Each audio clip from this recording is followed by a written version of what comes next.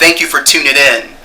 Now today we're going to talk about something I call the Milton Johnson story. We're going to talk about my story, and I'm going to be very, very detailed. And so I want to make a couple of disclaimers though before we actually go into this story. Actually, more than a couple of disclaimers. And one disclaimer I want to make is during this video, you may or may not cry.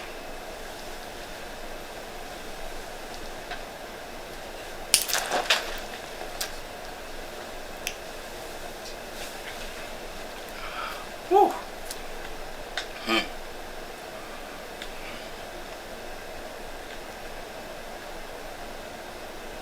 During this video, you may laugh.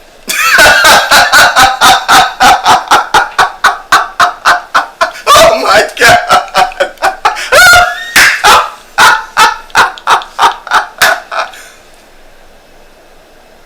During this video, you might be throwing rocks at me.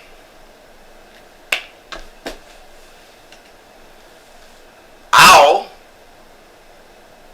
And lastly, whatever you do, do not, I repeat, do not judge.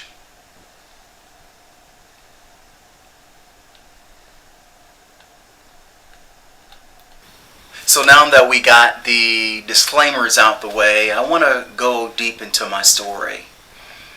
And we're going to call this the Milton Johnson story, Chronicles of a Mentally Ill Kid, Part 1.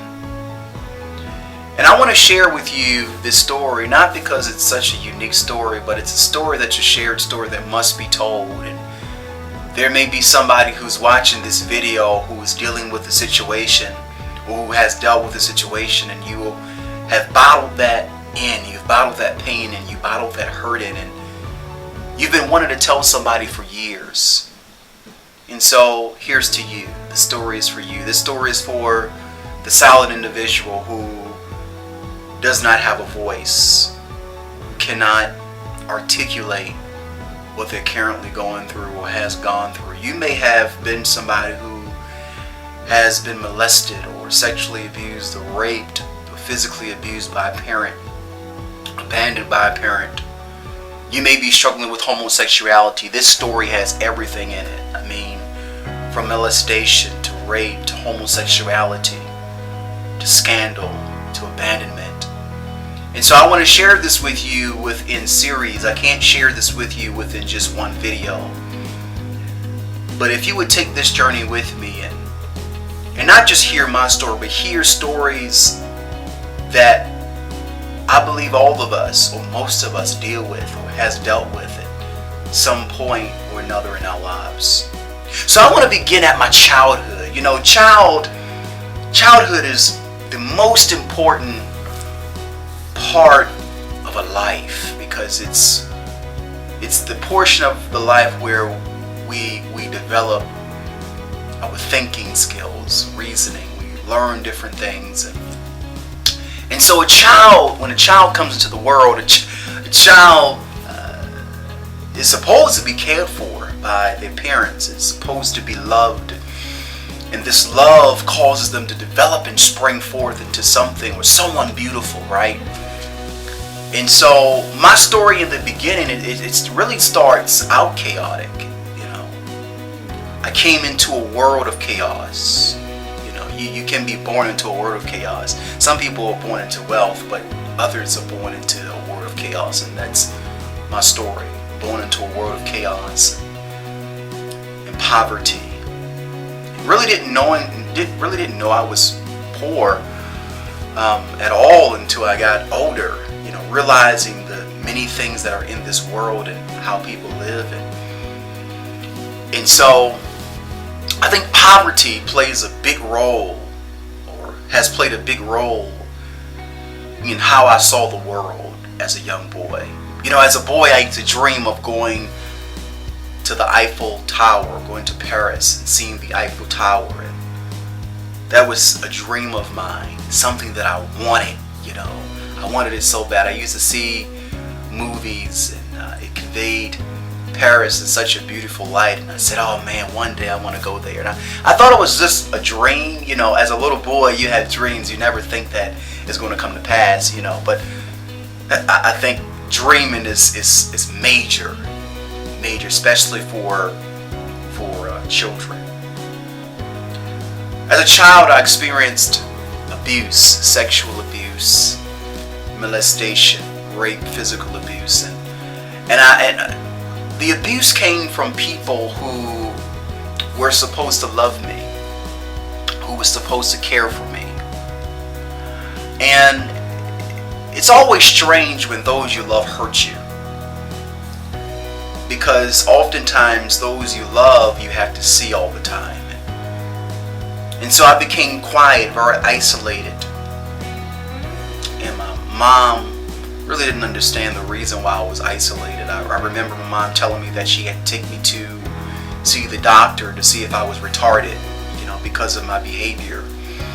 And that really hurt me, actually, because no one wants to feel like they are crazy. No one wants to feel like they're stupid. And I grew up thinking I was stupid. When I was in elementary school, I remember being bullied. I was bullied severely. I remember a bully making me eat ice cream that he spit in. I remember my whole first grade class, the guys in my first grade class peeing on me. I never forget that. We're outside in recess and they beat me up and peed on me, and that was a very rough, traumatic experience for me. So bullying was a big thing for me when I was a little boy. It was very huge, and I remember being chased home every day by gang members. And I'll never forget, my dad used to say, hey, why are you guys coming home so late? Because my brother and I, we used to hide, because gang members used to wait for us, after school so they can chase us home. And my dad said one time when we came home, hey, go back outside. I didn't raise any punks. So he wanted us to go outside and fight, and we had to go outside. We were very afraid of my father. My father was very authoritative. He was very mean, very dictative, a tyrant, if you will. He was a type of guy that you don't want to mess with. You didn't want to mess with, and we knew that. We didn't see it as abuse at the time, but my dad was very, very much so abusive. And so it was a difficult childhood for me. I experienced things that a regular child should not really experience, a child period should not experience. And I remember being punished for months at a time, and sometimes, so severely that I grew in isolation. I learned how to be by myself. I learned how to be in isolation. I learned how to not have friends. I used to look outside the window to see my siblings playing. It was a traumatic experience for me. So I grew up, as a child, I grew up in lonely, very isolated. Now, I'll never forget my first crush that I ever had. It was in the first grade. I had a crush on this little girl, and I remember her embarrassing me. She said, "You know what? You're ugly," in front of in front of the whole school, actually. In a morning meeting, she said, "You're ugly. I'll never go out with you. I'll never like you." And that was another traumatic experience for me. You might be saying, well, why are you saying this? What does this have to do with me? Trauma begins at childhood.